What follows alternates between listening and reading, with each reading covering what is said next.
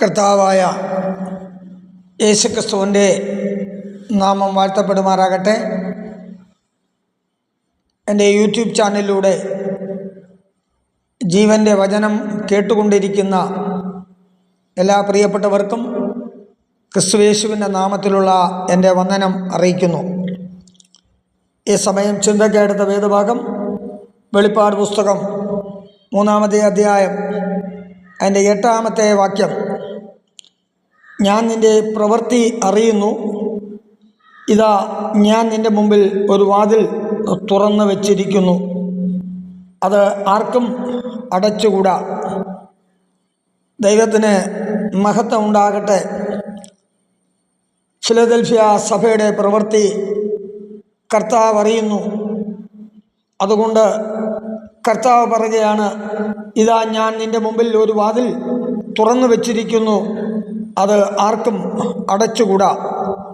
Praise the Lord.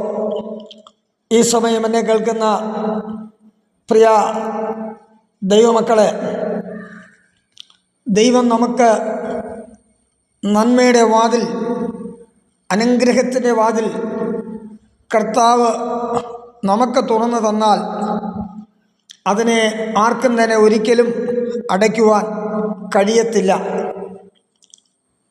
നമ്മുടെ സ്വന്തം പാപനിമിത്തം നാം തന്നെ നമ്മുടെ അനുഗ്രഹത്തിൻ്റെ വാതിലുകളെ അടയ്ക്കുവാനായി കഴിയും. അതല്ലാതെ തേജോമയനായ ദൈവം നമുക്ക് ഓരോ നന്മയുടെ വാതിൽ കർത്താവ് തുറന്നാൽ ഈ ഭൂമിയിലുള്ള ആർക്കും തന്നെ അതിനെ ഒരു നാളും അടയ്ക്കുവാനായി കഴിയത്തില്ല. മറിച്ച് നമ്മുടേതായ പാപനിമിത്തം അത് നമുക്ക് തന്നെ അടയ്ക്കുവാനായി കഴിയും. ദൈവജനം ഇങ്ങനെ പഠിപ്പിക്കുന്നു, തങ്ങളുടെ അകൃത്യ നിമിത്തം അധോഗതി പ്രാപിച്ചു എന്ന് തിരുവചനം നമ്മെ പഠിപ്പിക്കുകയാണ്. വേറെ ഭാഗത്ത് പറയുന്നത്, നിങ്ങളുടെ പാപങ്ങളാൽ ഈ നന്മയ്ക്ക് മുടക്കം വന്നിരിക്കുന്നു. ഹല്ലേലൂയ. ഇനി മറുഭാഗത്ത് ഒരുപക്ഷെ ദൈവം നമുക്ക് തന്ന അനുഗ്രഹത്തെ കർത്താവ് അടച്ചു കഴിഞ്ഞാൽ അതിന് ദൈവത്തിന് വേറെ വലിയൊരു പദ്ധതിയുണ്ട്. അതുകൂടി നാം അറിഞ്ഞിരിക്കണം. ഹല്ലേലൂയ. അത് ദൈവത്തിന് നമ്മെക്കുറിച്ചുള്ള വലിയൊരു പദ്ധതി ഉള്ളത് കൊണ്ടായിരിക്കാം താൽക്കാലികമായിട്ട് ആ നന്മ ഒന്നവിടെ അടയപ്പെടുന്നത്. അത് തക്ക സമയത്ത് നമ്മുടെ കർത്താവ് അത്ഭുതകരമായിട്ട് ദൈവം വലിയ നന്മകളെ ദൈവം നമുക്ക് തുറന്നു തരുവാനായിടയായിത്തീരും. Praise the Lord. ഈ സമയം എന്നെ കേൾക്കുന്ന പ്രിയ ദൈവമക്കളെ, ഇവിടെ വായിച്ചു കേട്ട വിശുദ്ധ വേദഭാഗം, ഞാൻ നിൻ്റെ മുമ്പിൽ ഒരു വാതിൽ തുറന്നു വച്ചിരിക്കുന്നു. യെശയ്യാവിൻ്റെ പുസ്തകം 22-ാമത്തെ അധ്യായം 22-ാമത്തെ വാക്യത്തിൽ, അവൻ തുറന്നാൽ ആരും അടയ്ക്കുകയില്ല, അവൻ അടച്ചാൽ ആരും തുറക്കുകയില്ല. ഹല്ലേലൂയ. അപ്പോൾ നമ്മുടെ കർത്താവ് സുവിശേഷത്തിൻ്റെ വളർച്ചയ്ക്ക് വേണ്ടി വാതിൽ തുറന്നു തരികയാണ് ചെയ്യുന്നത്. ആമേൻ. 1 കൊരിന്ത്യർ ലേഖനം 16-ാമത്തെ അധ്യായം 9-ാമത്തെ വാക്യം നമ്മൾ വായിക്കുമ്പോൾ അപ്പോസ്തലനാകുന്ന പൗലോസ് പറയുന്നത്, എനിക്ക് വലിയതും സഫലവുമായൊരു വാതിൽ തുറന്നിരിക്കുന്നു, എതിരാളികളും പലരുണ്ട് എന്നാണ് പൗലോസ് പറയുന്നത്. ഹല്ലേലൂയ. വലിയതും സഫലവുമായൊരു വാതിൽ കർത്താവ് തുറന്നിരിക്കുന്നു. എവിടെയാണ്? എഫെസോസിൽ കടന്നു ചെന്ന് സുവിശേഷം പറയുവാൻ കർത്താവ് പൗലോസിന് സഫലവും വിശാലമായ വാതിൽ തുറന്നു കൊടുക്കാനായിടയായി തീർന്നു. അങ്ങനെ പൗലോസ് എഫെസോസിൽ കടന്നു ചെന്ന് അവിടെ സുവിശേഷം പറയുവാനൊക്കിടയായി തീർന്നു. ആമേൻ. ആ ഭാഗത്ത് നമ്മൾ വായിക്കുമ്പോൾ പൗലോസ് മുഖാന്തരം അസാധാരണമായ വീര്യപ്രവർത്തികൾ കർത്താവ് പൗലോസിലൂടെ ചെയ്യിപ്പാനായിടയായി തീർന്നു. പൗലോസിന്മേലുണ്ടായിരുന്ന മെയ്മേലിൽ നിന്ന് റൂമാലും ഉത്തരീയവും രോഗികളുമേലിട്ടപ്പോൾ അനവധി പേർ സൗഖ്യം പ്രാപിപ്പാനായിടയായി തീർന്നു. ഹല്ലേലൂയ. അപ്പോൾ അനവധി രോഗികൾ മാത്രമല്ല, അശുദ്ധാത്മാ ബാധിച്ച വ്യക്തിയുടെ മേൽ നിന്ന് അശുദ്ധാത്മാക്കൾ വിട്ടുപോകുവാനായിടയായി തീർന്നു എന്ന് ദൈവജനം നമ്മെ മനസ്സിലാക്കിയാണ്.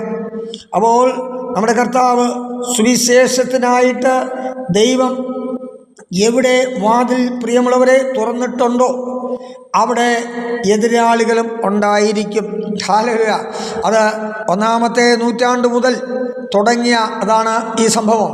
അപ്പോൾ എവിടെ നമ്മുടെ കർത്താവ് സുവിശേഷത്തിനായിട്ട് വാതിൽ തുറന്നിട്ടുണ്ടോ അവിടെയെല്ലാം ശക്തമായിട്ട് ഉള്ള പോരാട്ടങ്ങൾ അല്ലെങ്കിൽ എതിരാളികൾ സ്തോത്രം എല്ലായിടങ്ങളിലും ഉണ്ടായിട്ടുള്ളതായിട്ടാണ് നമുക്ക് കാണുവാനായി സാധിക്കുന്നത്. 1-ാം നൂറ്റാണ്ടിൽ ഉണ്ടായ പീഡനങ്ങൾ, ഹല്ലേലൂയ, അത് ഭയങ്കരമായ പീഡനങ്ങളായിരുന്നു എന്ന് നമ്മൾ തിരുവചനങ്ങളിലൂടെയും മറ്റ് പുസ്തകങ്ങളിലൂടെയൊക്കെ നമുക്ക് മനസ്സിലാകുവാനായി സാധിക്കുന്നുണ്ട്. അതാണ് പൗലോസ് ഇവിടെ പറയുവാനിടയായത്, എനിക്ക് സഫലവും വിശാലവുമായൊരു വാതിൽ കർത്താവ് തുറന്നിരിക്കുന്നു. ഹല്ലേലൂയ. അപ്പോൾ ആ വാതിലിനോട് ബന്ധപ്പെട്ട് തന്നെ അവിടെ പറയുന്നത് എന്താണ് പറഞ്ഞത്? എതിരാളികളും ഉണ്ട് എന്നാണ്. സ്തോത്രം. അപ്പോൾ എതിരാളികളുണ്ട്. അവിടെയൊക്കെ ഏതെല്ലാം പ്രശ്നങ്ങൾ ഉണ്ടായാലും കർത്താവ് നമുക്ക് വേണ്ടി അവിടെ അത്ഭുതങ്ങളെ പ്രവർത്തിപ്പാനായിടയായിത്തരും. നമ്മുടെ കർത്താവ് നമുക്ക് വേണ്ടി ഒരു വാതിൽ സുവിശേഷത്തിനായിട്ട് ഒരു വാതിൽ കർത്താവ് നമുക്ക് തുറന്നു തന്നിട്ടുണ്ടെങ്കിൽ ആ കർത്താവായ യേശുക്രിസ്തു നമ്മോടുകൂടെ എല്ലായ്പ്പോഴും ഉണ്ടായിരിക്കുന്നതാണ് പ്രിയമുള്ളവർ. അതുകൊണ്ട് നാം ഭാരപ്പെടേണ്ട കാര്യമില്ല, പ്രയാസപ്പെടേണ്ട കാര്യമില്ല, വേദനിക്കേണ്ട കാര്യമില്ല. കർത്താവ് പറഞ്ഞല്ലോ, എല്ലാ നാളും ഞാൻ നിങ്ങളോട് കൂടെയുണ്ട്. ഹല്ലേലൂയ. ഇനി 2 കൊരിന്ത്യർ ലേഖനം 12-ാമത്തെ വാക്യം നമ്മൾ വായിക്കുമ്പോൾ, ത്രോവാസിൽ സുവിശേഷം പ്രസംഗിക്കുന്നതിന് കർത്താവ് ഒരു വാതിൽ തുറന്നു കൊടുത്തതായിട്ട് നമുക്ക് കാണുവാനായി സാധിക്കുന്നുണ്ട്. ഹല്ലേലൂയ. ത്രോവാസിൽ സുവിശേഷം പ്രസംഗിക്കുന്നതിന് കർത്താവ് തുറന്നു കൊടുത്ത മറ്റൊരു വാതിൽ പൗലോസിൻ്റെ ശ്രദ്ധയിൽപ്പെട്ടു. Thank you Jesus. ഹല്ലേലൂയ. അപ്പോൾ നോക്കിയേ, സുവിശേഷം പറയുവാനായിട്ട് നമുക്കൊരു ദാഹമുണ്ടായിരിക്കണം. ദൈവവചനം പഠിപ്പിക്കുവാനായിട്ട് ഒരു ദാഹം നമ്മുടെ ജീവിതത്തിൽ ഉണ്ടായിരിക്കണം. നമുക്ക് മറ്റൊരു വ്യക്തിയോട് ആ സുവിശേഷം പറഞ്ഞ് അവരെ കൂടി ക്രിസ്തുവിലേക്ക് കൊണ്ടുവരണമെന്നുള്ള ഒരു ദാഹം നമ്മുടെ ജീവിതത്തിൽ ഉണ്ടെങ്കിൽ തൻ്റെ ഭക്തന്മാരുടെ ഹൃദയത്തിലെ ആഗ്രഹങ്ങളെ സാധിപ്പിക്കുന്ന ദൈവമാണ് നമ്മുടെ കർത്താവെന്ന് പറയുന്നത്. അപ്പോൾ പൗലോസിന് അങ്ങനെ സുവിശേഷം പറയണമെന്നുള്ള വലിയൊരു ആഗ്രഹം തൻ്റെ ജീവിതത്തിലുണ്ടായി. അവിടെ വെച്ചാണ് പൗലോസ് എഫെസോസ് നിന്ന് വീണ്ടും ത്രോവാസിലേക്ക് പോകുവാനായിട്ട് സുവിശേഷം പ്രസംഗിക്കുവാൻ പോകുവാൻ വേണ്ടി മറ്റൊരു വാതിൽ പൗലോസിന് കർത്താവ് തുറന്നു കൊടുക്കാനായിടയായിത്തത്. ഈ നിമിഷം എന്നെ കേൾക്കുന്ന പ്രിയപ്പെട്ട ദൈവമക്കളെ, ഹല്ലേലൂയ, സുവിശേഷ വേലക്കുള്ള വാതിലുകൾ, വചനം പ്രസംഗിക്കുന്നതിനായിട്ടുള്ള വാതിലുകൾ, വചനം മറ്റുള്ളവരോട് പറയുന്നതിനുള്ള വാതിലുകൾ, ദൈവവചനം മറ്റുള്ളവരെ പഠിപ്പിക്കുന്ന വാതിലുകൾ കർത്താവ് നമുക്ക് തുറന്നു തരുമ്പോൾ, സ്തോത്രം, ആ സാഹചര്യത്തെ, ആ സന്ദർഭത്തെ നാം പ്രയോജനപ്പെടുത്തുന്നവരായിരിക്കണം. ആ കാര്യം നാം മറന്നു കളയരുത്. ഹല്ലേലൂയ. ദൈവം നമുക്ക് ഈ ദൈവീകമായ ശുശ്രൂഷ ചെയ്യുവാൻ കർത്താവ് നമുക്ക് അവസരങ്ങൾ തരുമ്പോൾ അവസരത്തെ ഞാനും നിങ്ങളും നഷ്ടപ്പെടുത്തി കളയാതെ അതിനെ പ്രയോജനപ്പെടുത്തുന്നവരായിരിക്കണം. ഹല്ലേലൂയ. വിശുദ്ധ ബൈബിൾ പറയുന്നത് ഉദാസീനതയോടെ ആ കർത്തൃവേല ചെയ്യുന്ന വ്യക്തികൾക്ക് ശപിക്കപ്പെട്ടവരെന്നാണ് പറയുന്നത്. അപ്പോൾ നമ്മുടെ ജീവിതത്തിൽ നമുക്ക് കർത്താവ് സന്ദർഭങ്ങൾ, അവസരങ്ങൾ കർത്താവ് നമുക്ക് തുറന്നു തരുമ്പോൾ നാം ഉദാസീനതയോടെ അല്ല, നാം ഉത്സാഹത്തോടെ തന്നെ കർത്താവിൻ്റെ വേല നാം ചെയ്യുന്നവരായിരിക്കണം. ഹല്ലേലൂയ. അവിടെയാണ് കർത്താവ് നമ്മിൽ പ്രസാദിക്കുന്നത്. ഹല്ലേലൂയ. അപ്പോൾ നമ്മൾ ഉത്സാഹത്തോടെ, എരിവോടെ, ആത്മാർത്ഥതയോടെ അപ്പം നാം കർത്താവിൻ്റെ വേല ചെയ്യുവാനായിട്ട് മുന്നോട്ട് ഇറങ്ങിത്തിരിക്കുമ്പോൾ ദൈവം നമ്മുടെ വേലയെ വളരുമാറക്കുക തന്നെ ചെയ്യും. ഹല്ലേലൂയ. അവനതാണ് നടുന്നവനും നനയ്ക്കുന്നവന് ഏവനുമല്ല, വളരുമാറാക്കുന്നത് പിതാവായ ദൈവം തന്നെയാണ്. അപ്പോൾ നമ്മുടെ ഹൃദയത്തിലെ ആഗ്രഹങ്ങളാണ്, നമ്മുടെ മനസ്സിലെ ഹൃദയത്തിലെ താല്പര്യങ്ങളാണ് ദൈവം നമുക്ക് വേണ്ടി പ്രവർത്തിക്കുന്നത്. ഹല്ലേലൂയ. ആകയാൽ ഈ സമയം എന്നെ കേൾക്കുന്ന പ്രിയ ദൈവമക്കളെ, ദൈവത്തിൻ്റെ വചനം പറയുന്നത്, ഞാൻ നിന്റെ മുമ്പിൽ ഒരു വാതിൽ തുറന്നു വെച്ചിരിക്കുന്നു, അതാർക്കും ഒരിക്കലും അടച്ചുകൂടാ. കർത്താവ് നമുക്ക് വേണ്ടി ഒരു വാതിൽ തുറന്നു തരുമ്പോൾ അതിനെ ആർക്കും ഒരിക്കലും അടയ്ക്കുവാൻ സാധ്യമല്ല എന്ന് ഈ തരുണത്തിൽ ഞാൻ ഓർമ്മപ്പെടുത്തുകയാണ്.